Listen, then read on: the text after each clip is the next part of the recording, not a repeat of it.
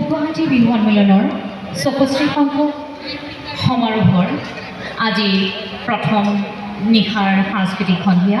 লগতে আমাৰ আজি প্ৰতিযোগিতা আছে